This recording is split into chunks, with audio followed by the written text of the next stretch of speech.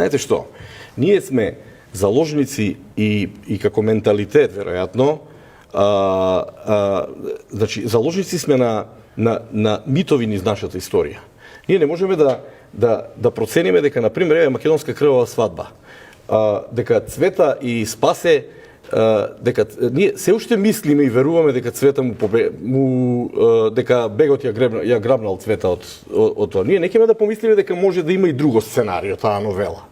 Дека таму може Цвета да отишла доброволно кај бегот. Робуваме на митови. Робуваме на митот за Илинденското востание.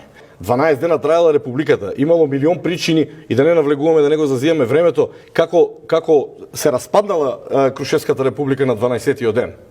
Откако се прибрале турците од полетување таму и се качиле горе и ја угасиле републиката нормално. 12 дена им требало тоа време да стигнат. Да. Значи во тоа.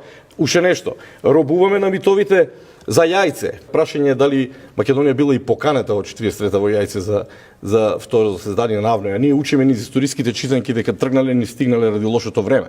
Значи имате митови со кои македонецот мора да се соочи. Ова зашто го кажувам сега јас? Прашањата со кои во 21 век, во 2020, 21, 19, 18 година се погоди тоа да биде во еден добар дел во власта на Социјалдемократскиот сојуз и ЗАЕВ.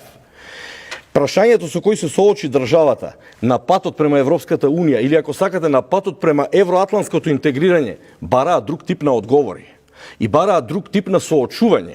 Вие не можете да живеете како сардини во конзерва и да чекате кога ќе ве отворат со тоа машинчето од озгора и тогаш да го видите светлото на денот. Значи вие ако сакате, ако сакаме, и јас се ставам нормално во сето тоа, ако сакаме полна интеграција со европските народи, ние мораме да видиме што од нас се бара конкретно, да видиме што треба ние како листа да исполниме, да си ги решиме нашите проблеми, нашите заблуди со кои живееме со векови и таква Македонија да направиме.